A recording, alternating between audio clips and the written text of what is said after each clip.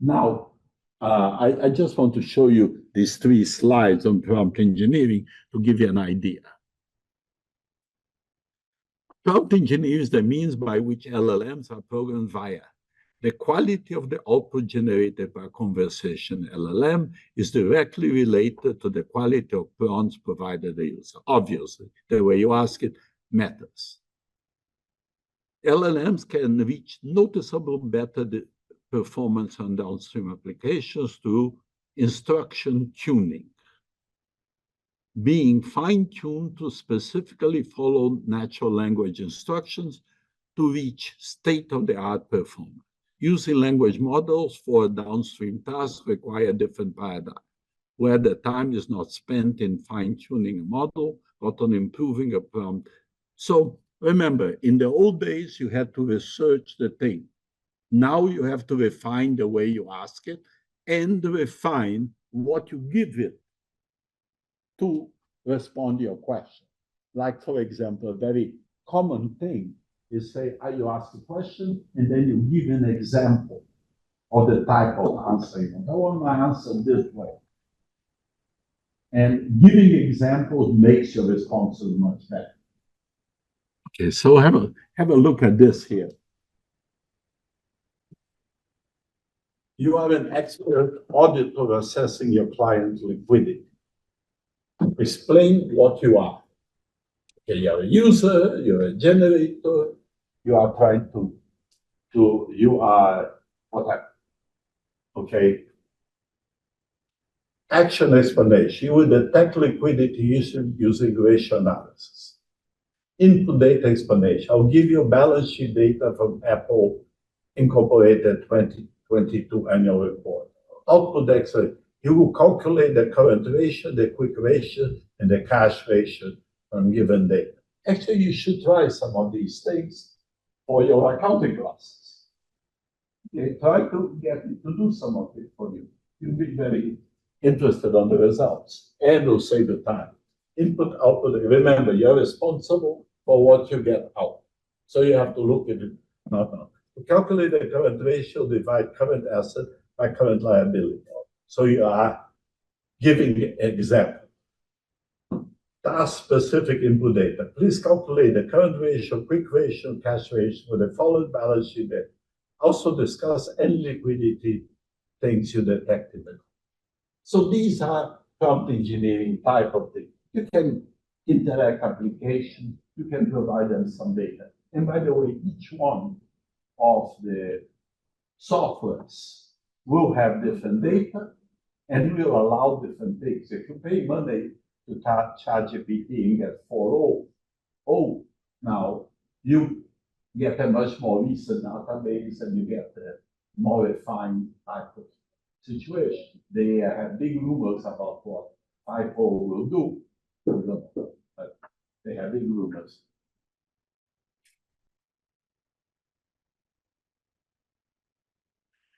I wanted you to see this because this is really very, very interesting. You'll have this link, but this link here, okay, is a University of Chicago developed tool. Let's see if I can get it to open. By this guy, Alex Kim, is a PhD student. And what he did, he just created prompts. I want to summarize. Large organizations resist and inhibit innovation. Change typically doesn't happen in very large organizations, except that Google and ChatGPT example shows that Google could develop it. And you develop certain technology. The consequent use basically outweigh the original intent. And the final conclusion on this is that if you don't have a good business model, you are not going to have a good technology.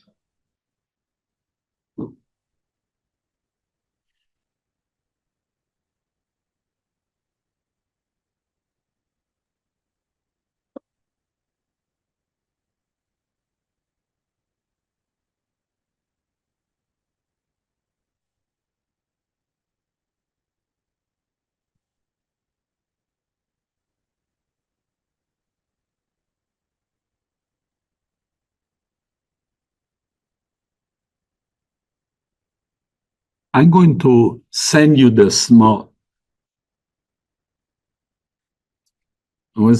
Sam Altman video. See if you can see it before the next class.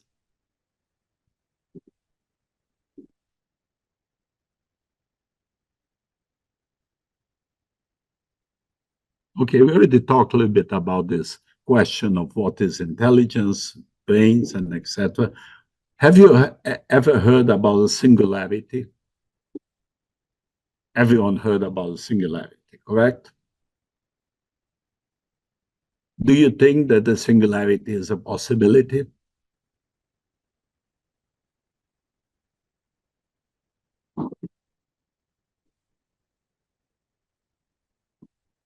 What is the singularity? It's basically when machines become smarter than individuals. Okay, and what I usually say about that, machines are already smarter in functionality of individuals and they become more smart. Now, the idea of a supercomputer that will be dominating human race is a little bit off at this moment. It will take a while, if it ever happens. Now we are going to go into a little bit of history. This guy Dreyfus classified AI into 4 areas: game playing, problem solving, language translation, and pattern recognition. Which is a pretty good classification. Notice that he didn't use, he used language translation, not semantic analytics. Okay. Now, in the 80s, or Feigenbaum, professor at Stanford, basically reoriented the work in AI by focusing not on basic paradigms. What you were trying to do in machine learning with the different paradigms is start with a basic thing and derive from it.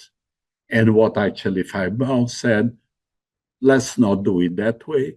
Let's talk about expertise, knowledge engineer expertise, extract expertise, write computer software that will replicate this expertise. So my PhD students at that time started doing expert systems. I was at Bell Labs. We were doing, like, for example, I interviewed, I would call him a broker, but not exactly a broker. He was more like a stock analyst. And you would ask him, how do you make your choices? He was very successful. He made a lot of money. Okay. And he would say, well, I don't have any rules. It depends on each case. And then you spend some time interviewing him and you realize that he had a lot of rules. And he also said, oh my goodness, I have the rules. And he wasn't trying to hide it. It just was kind of intuitive. And for about, I would say, 20 years, most of AI was basically what they call expert systems. Basically, you went to a human being, captured the way he did something, and you wrote software that put these rules together. Digital Equipment Corporation was a manufacturer of mid-sized computers. They had a program for computer acquisition selection with 10,000 rules. And they have these algorithms that basically brought together different types of rules. If they are contradictory, dealt with a contradiction. So in the 90s, we had actually, I'm nearly done, so.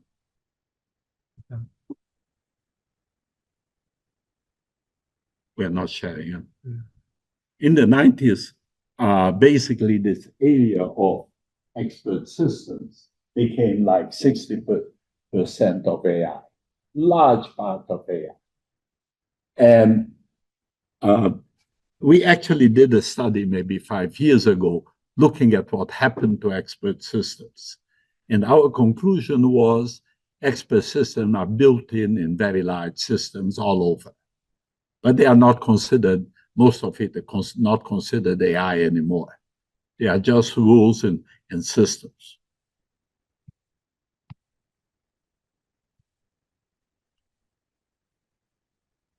So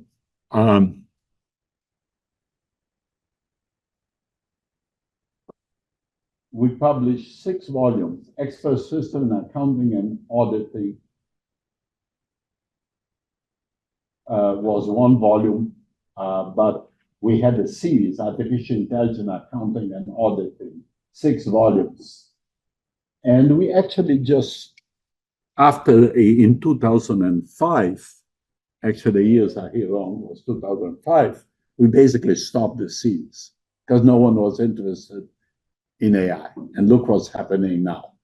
It's very interesting seeing the evolution. And if you want to spend some money, you can go on Amazon and spend $89. This is about 5 years ago, so I don't know how much they cost now. But these are the books. You can come to my office and borrow one if you want. Okay, so basically this is whole story about McCarthy and the AI lab. And there have been all these kind of AI winters. Now, the problem with AI research, first, this whole idea of AI is just too vague, too large. Okay, and like I remember in the times computing research was computing. Now there are 100 areas within computing, and that's what AI is. You already heard generative technology, machine learning broken down in many categories, goes on and on and on. And that's what we're doing. And that's already happening. So it's really kind of, let's not talk about that. And all these technologies have this kind of up and downs. And remember, we talked about the hype cycle. Remember, first class, we had the curves of the hype cycle. And the natural thing that the technology comes in, people get very excited about it, and then they try to use the technology and realize that it does certain things well, other things not so well. That's kind of the trail of disappointment. And then progressively, commercial applications come in, or scientific applications come in, that in certain things or technologies work very well.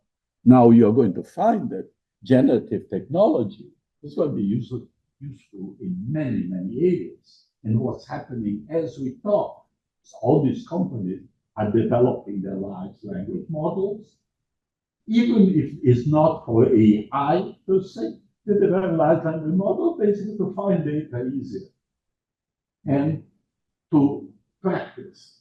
I was talking with my daughter-in-law, my son's wife. She works for Colgate.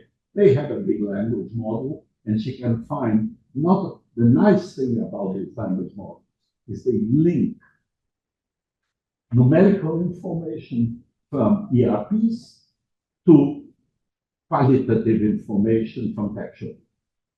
And this is going to be huge. It's going to be the norm, like computers are part of your life, like cell phones are part of your life. This ability to query integrated qualitative and quantitative is going to be part of the life, and there'll be a lot of business around it, making money around it. Okay, and this is just look at 2014, IBM would invest $1 billion to develop Watson.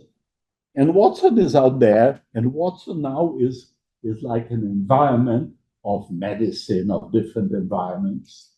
Okay, and it hasn't been terribly successful. They make a lot of money out of Watson, they need it, and they are very specialized in industry. But now no one talks about Watson, people talk about many others. I have to stop here because we're running out of time. I'll continue next time. Okay, and Robert Gibson.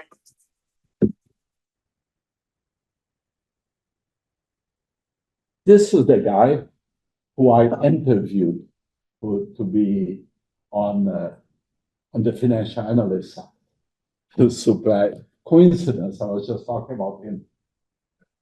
I didn't know it happened.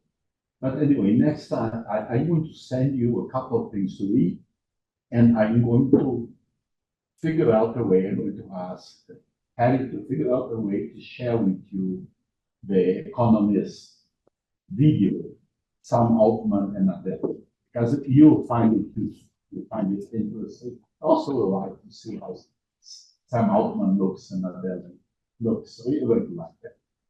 Okay? See you guys next Monday. Thank you, President. Thank you. And I feel I need to, I thought that the presentations today were a little bit.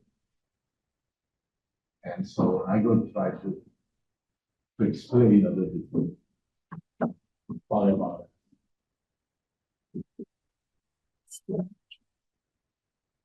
Yeah, somehow. This is, became very complex technology. It's not. Actually, I misunderstood this one also needs to be changed.